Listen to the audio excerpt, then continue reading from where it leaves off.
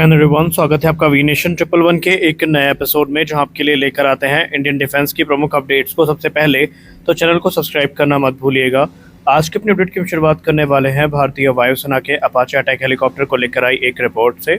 Apache attack helicopter को लेकर एक आई रिपोर्ट में बताया गया है कि भारतीय वायुसेना के आज एक अपाचे अटैक हेलीकॉप्टर ने सहारनपुर में इमरजेंसी लैंडिंग करी है। ये इमरजेंसी लैंडिंग उस समय करी गई जब ये हेलीकॉप्टर अपने एक ट्रेनिंग शॉर्टी में था और इसमें कुछ तकनीकी खराबी नोटिस करी गई, जिसके बाद जो प्रिकॉशनरी लैंडिंग है ये कर दी गई है। हालांकि अभी जो लेटेस्ट रिपोर्ट सामने आ रही है उसमें बताया जा रहा है कि एयरक्राफ्ट की जांच के बाद जो हेलीकॉप्टर है ये वापस अपने बेस पर लौट चुका है, यानी कि इसमें कोई मेजर इश्यूज़ नहीं थे। जो इश्यूज़ थे उनको रिजॉल्व कर लिया गया और सुरक्षित ये हेलीकॉप्टर अपने एयर बेस पे लौट चुका है। आपको याद दिला दें कि इसके पहले भी अपाचे अटैक हेलीकॉप्टर की कई इमरजेंसी लैंडिंग्स हो चुकी हैं। हालांकि जो इश्यूज़ हैं उनको रेक्टिफाई कर लिए गए थे, लेकिन अब ये जो एक नई तकनीकी खराबी आई है इसके बारे में जांच पड़ताल की जा रही है। हमारी अगली बड़ी अपडेट पाकिस्तान को लेकर आ रही है। चाइनीज़ हथियारों की भत पिटवाने के बाद चाइना एक बार फिर से पाकिस्तान की मदद को सामने आया है। और अगर हम पाकिस्तानी गवर्नमेंट के रिपोर्ट की बात माने तो पाकिस्तानी सरकार को मदद करने के लिए और पाकिस्तानी आर्म फोर्सेस की ताकत को बढ़ाने के लिए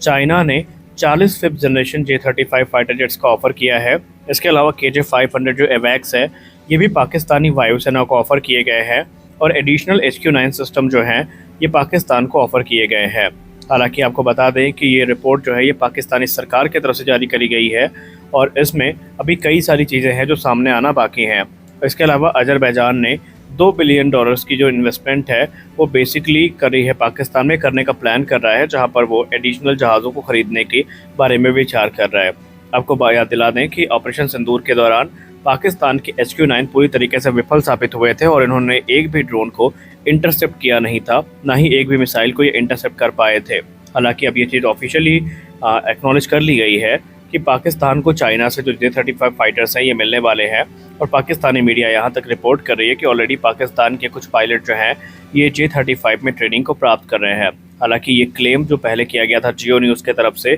जहां पर 2025 के अंत या 26 के शुरुआत में पाकिस्तान को J-35 दिए जाने की बात की जा रही थी, ये फ़िलहाल तो मिथ्या ही साबित हो रहे हैं, क्योंकि J-35 को लेकर जो रिपोर्ट सामने आ रही है उसमें बताया जा रहा है कि अभी इसे तकरीबन 2 से 3 साल और लग जाएंगे रेडी होने में और पाकिस्तान को ये एयरक्राफ्ट 2027 या 28 के पहले नहीं मिलने वाले हैं। खैर, इसको लेकर भारत में कई सारी डिबेट ट्रिगर हुई है, जहां पर भारत को अब ये सलाह दी जा रही है कि भारत भी जो 5th जनरेशन प्लेटफॉर्म है उनके तरफ देखे। जबकि भारतीय वायुसेना के पूर्व air marshal RKS Bhadauria sir ने कंफर्म कर दिया है कि फिलहाल भारत को पैनिक प्रोक्योरमेंट की कोई ज़रूरत नहीं है। भारत अपने इंडिजिनस प्रोग्राम पर स्टिक रहे और उस पर ही ध्यान दे और वही इसका एक सबसे बेहतरीन जवाब हो सकते हैं। अगर बहुत ज़रूरत नहीं पड़ती है तो हमें Su-57 या F-35 की तरफ देखने की भी ज़रूरत नहीं है। हमारी अगली बड़ी अपडेट भारतीय थल सेना को लेकर आ रही है। भारतीय थल सेना की तरफ से एक रिक्वेस्ट फॉर इन्फॉर्मेशन इशू करी गई है, जहां पर भारतीय थल सेना ने 4000 top attack anti tank mines की खरीद की बात की है और ये खरीद बाई इंडियन IDDM कैटेगरी के अंतर्गत की जानी है,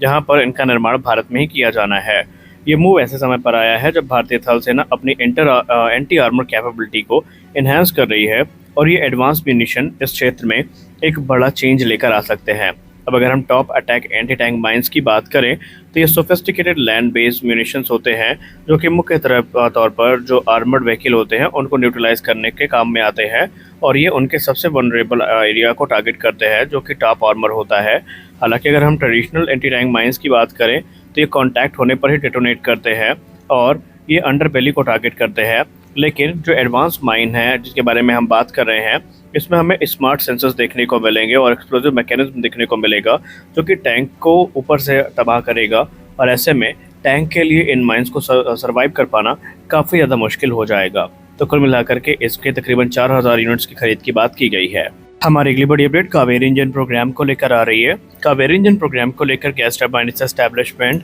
और भारत के रक्षा मंत्रालय में एक बड़ी हरकत देखी गई है। रिपोर्ट्स इंडिकेट कर रही हैं कि गैस टरबाइन एस्टैब्लिशमेंट ने एक बार फिर से जो रक्षा मंत्रालय है उसको Kaveri engine flying test bed के बारे में पुश किया है और इस बार GTRE एक प्रैक्टिकल ऑप्शन के साथ निकल के सामने आई है।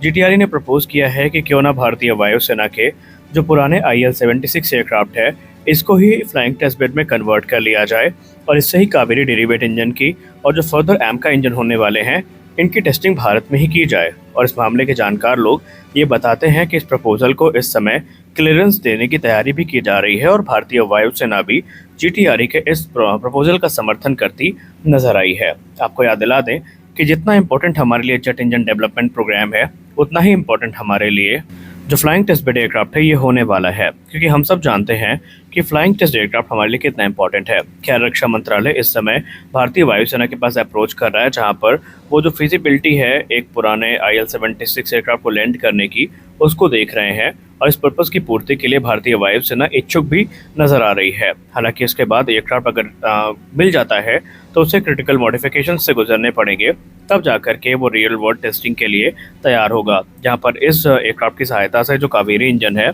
इसकी परफॉर्मेंस, रिलायबिलिटी और इंटीग्रेशन जो कि रियल वर्ल्ड कंडीशन में होती है उसको हम अच्छे से वैलिडेट कर पाएंगे। और ये प्रोग्राम हमारे लिए ज़रूरी इसलिए भी बन जाता है क्योंकि अभी हम अपने इस उद्देश्य की पूर्ति के लिए पूरी तरीके से रूस पर डिपेंडेंट हैं, जहां पर रूस के ग्रोमोव फ्लाइट रिसर्च इंस्टीट्यूट में हम कावेरी इंजन को टेस्ट करते हैं, जो कि एक IL-76 टेस्ट बेड एयरक्राफ्ट को ऑपरेट करता है। हालांकि इसमें जो वेटिंग पीरियड है वो काफ़ी लंबा होता है। एक स्लॉट के लिए हमें 9 से 10 महीने तक का वेट करना पड़ जाता है और उसके बाद काफ़ी लिमिटेड हमें समय सीमा मिलती है या समय मिलता है अपने इंजन को टेस्ट करने के लिए, जहां पर सारे पैरामीटर्स को एक साथ टेस्ट कर पाना अच्छे से काफ़ी मुश्किल हो जाता है। और अगर ऐसे में जो कावेरी इंजन के लिए फ्लाइंग टेस्ट बेड है IL-76 के रूप में मिल जाता है तो ये 4 इंजन का एयरक्राफ्ट हमारे लिए बहुत मददगार साबित होगा। इस समय जीटीआरई ये चाहती है कि जल्दी से जल्दी जो क्रिटिकल इंफ्रास्ट्रक्चर है उनको तैयार कर लिया जाए, क्योंकि जीटीआरई एक बात अच्छे से जानती है, चाहे कावेरी इंजन हो या एमका इंजन हो, इन सब के लिए जो फ्लाइंग टेस्ट बेड की भूमिका है वो काफ़ी महत्वपूर्ण होने वाली है।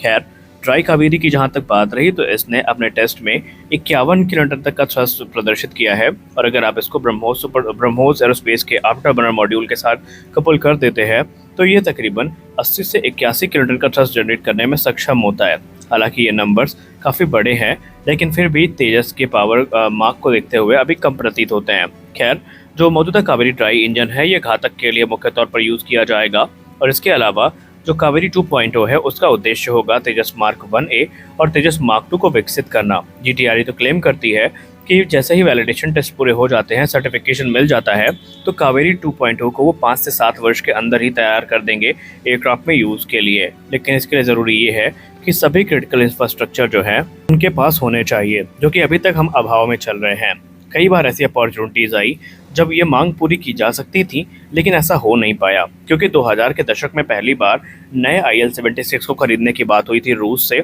और वो प्रपोजल कभी आगे नहीं बढ़ पाया। उसके बाद MiG-29 को फ्लाइंग टेस्ट बेड में कन्वर्ट करने की बात सामने आई थी, वो प्रपोजल भी आगे नहीं बढ़ पाया और फिर सुखोई 30 MKI को एक फ्लाइंग टेस्ट बेड एयरक्राफ्ट में कन्वर्ट करने की बात सामने आई थी, लेकिन बड़े इंजन बे साइज़ और कुछ और लिमिटेशंस के चलते वो प्रोग्राम भी अधर में लटक गया। बाद में लाइट कॉम्बैट एयरक्राफ्ट तेजस को फ्लाइंग टेस्ट बेड में कन्वर्ट करने की बात की गई, लेकिन सिंगल इंजन फाइटर होने के चलते इस पर रिस्क काफ़ी ज़्यादा था, इसलिए इसको भी मंजूरी नहीं मिली। लेकिन अब उम्मीद जग रही है कि IL-76 जो कि भारतीय वायुसेना की फ्लीट में है, ये एक महत्वपूर्ण भूमिका निभा सकते हैं। तो आज के इस वीडियो में बस इतना ही। मिलते हैं अगले वीडियो में, तब तक के लिए जय हिंद।